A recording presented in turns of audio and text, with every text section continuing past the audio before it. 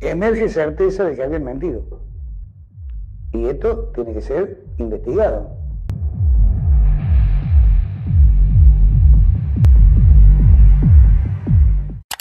Renato Rasguido culpable. Ese fue el veredicto dictado por los jueces de la Cámara Penal 2 el 3 de abril, quienes lo condenaron a la pena de 15 años de prisión por los ultrajes cometidos contra un joven de Andalgalá, quien para la fecha de los hechos era menor de edad. Esta denuncia fue radicada en marzo del 2014. Rasguido seguirá en libertad hasta que el fallo quede firme y la Corte de Justicia será la encargada de analizar el recurso de casación presentado por la defensa del sacerdote. 7 Media se entrevistó con el fiscal Augusto Barros, que fue el fiscal del juicio, y que, entre otros temas, se refirió a la presión social que impera en este tipo de causas.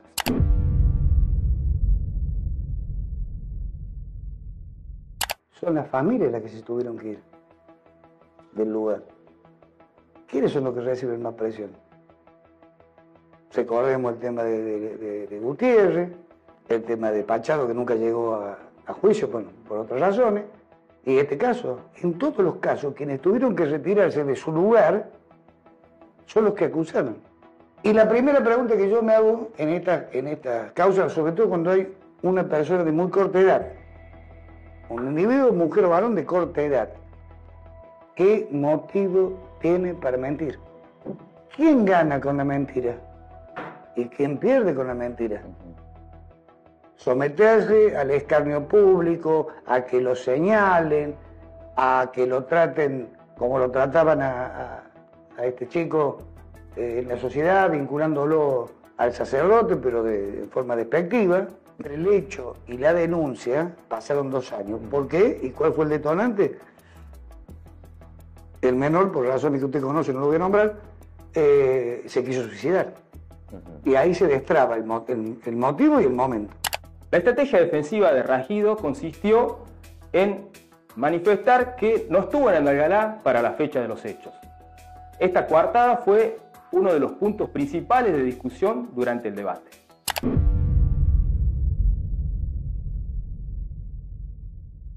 En la sala de debate, cuando lo interrogaba la defensa sobre un tema en particular, le dice: ustedes ese día me estaban diciendo y apretándome fue el término que utilizó, para que yo le dijera qué día era. Bueno, así quedaron fijados los días. Finalmente, en un esfuerzo mental, como yo digo, la criatura determina cuáles fueron los días. Y acá empieza la otra cuestión. Una vez que la defensa, o mejor dicho, el defendido, obtuvo los días, lo convocan a declarar como imputado. Y en ese momento niega el hecho y dice, tiene derecho, ¿no? Eso es derecho del imputado. Sí. Oportunamente voy a declarar. Él se abstiene en ese momento. En ese momento dice, niego lo hecho, tengo que buscar en las agendas, vuelve 60 días después. Y ahí dice, no, el 3 de mayo yo estaba en tal lado, el 10 y el 11 de mayo estaba en tal lado y el 16 de noviembre estaba en tal lado. Toda la prueba de descargo giran alrededor de la fecha que ya se habían establecido. No se puede construir desde un lugar único con algunas cosas. Hay muchos elementos que uno tiene que ir llevándolo para probar. Y además, demostrar que, sí, lamentablemente, personas que están vinculadas a la iglesia, fuertemente vinculadas a la iglesia, mintieron. Mintieron porque entendían que tenían que mentir para salvaguardar la figura de quien consideraban un ídolo. Para Barros, esta coartada fue derribada durante el juicio. Según sus palabras, existió una construcción de la mentira que involucró a varias personas y que tuvo como consecuencia el pedido de investigación por falso testimonio para 9 testigos.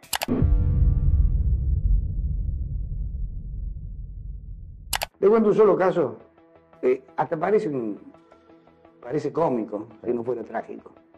Un solo caso.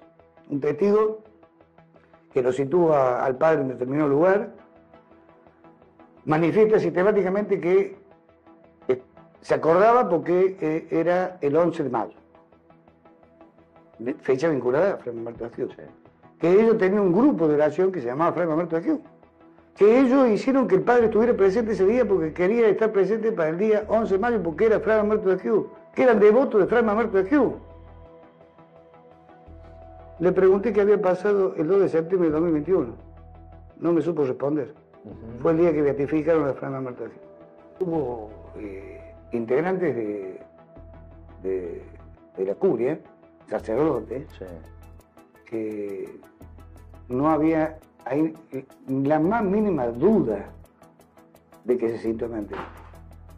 ¿De qué? Se sintieron a mentir, se sentó a mentir. Ajá. A punto tal que su propia declaración prestada en sede judicial oportunamente, la cambió.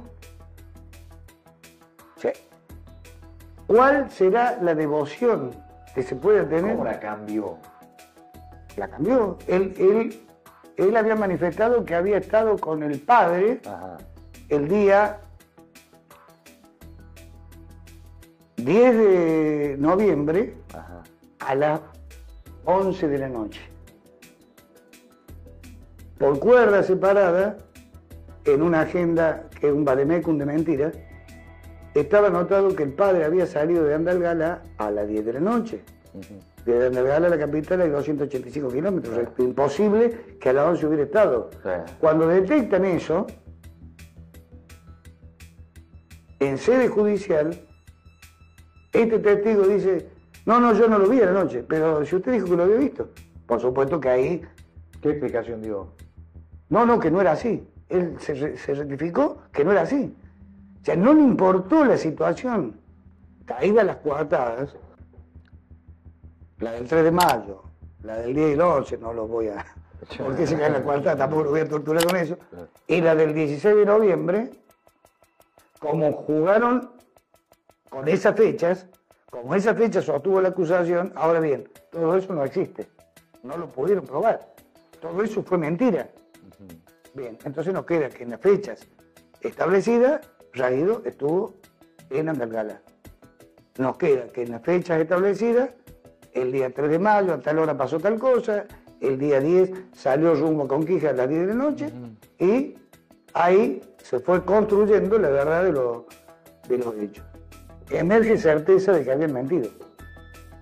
Y esto tiene que ser investigado. Los procesos por abusos eclesiásticos deben vencer un fuerte blindaje de orden social e institucional muy difícil de penetrar, empezando por el miedo que tienen las víctimas a la denuncia, miedo a la autoridad del sacerdote y miedo al escarnio social por el poder, por la gravitación que tiene el sacerdote y que tiene la iglesia, un elemento muy importante sobre todo acá en Catamarca. La presión social, la movilización, es una reacción a esos blindajes, que tiene su expresión institucional en la red de sobrevivientes de abusos eclesiásticos, que en tiempo en que se trataba este juicio a Renato Ragido, dio a conocer una información muy importante. Catamarca es proporcionalmente, o sea, en relación al tamaño de su diócesis, la provincia que más denuncias por abusos eclesiásticos registra, con 4 procesos abiertos, una condena, otra condena que espera estar firme con el caso de Renato Ragido, un juicio que no pudo concluirse por la muerte de Moisés Pachado, y otro juicio en marcha en contra del sacerdote Eduardo López Márquez. En marzo del 2023, el Papa Francisco difundió la versión definitiva de su carta Vos estis lux mundi, ustedes son la luz del mundo. Este documento era una actualización de un decreto del 2019 y endureció las normas para combatir la pederastia dentro de la Iglesia. Francisco ordenó en este documento que las diócesis establecieran oficinas y organismos para atender y abocarse a los casos de pederastia y ya no sistemas estables, como decía el documento anterior. Queda claro, comentó en diálogo con la prensa el secretario adjunto del Discasterio para la Doctrina de la Fe, no solo el derecho-deber de atender a las personas víctimas de abuso, sino también el derecho-deber de denunciar y señalar estos delitos por parte de la Iglesia. La nueva norma especificó como una obligación de los obispos la tarea de proceder a la investigación de los casos de pederastia. Esto fue en 2023. En 2020, la Iglesia catamarqueña creó la Comisión de Abuso, muy cercada por la presión social, por los abusos que se habían cometido sacerdotes acá en Catamarca, y muy cuestionada por la presidencia ante esos abusos. Hablamos de 2020, estamos en 2024, y no se conoce qué ha hecho este organismo creado por el obispo Luis Urban. Más bien parece que está destinado a mantener las denuncias y el escándalo por los ultrajes cometidos por sacerdotes dentro del ámbito eclesiástico para sustraerlo de la mirada de la justicia penal.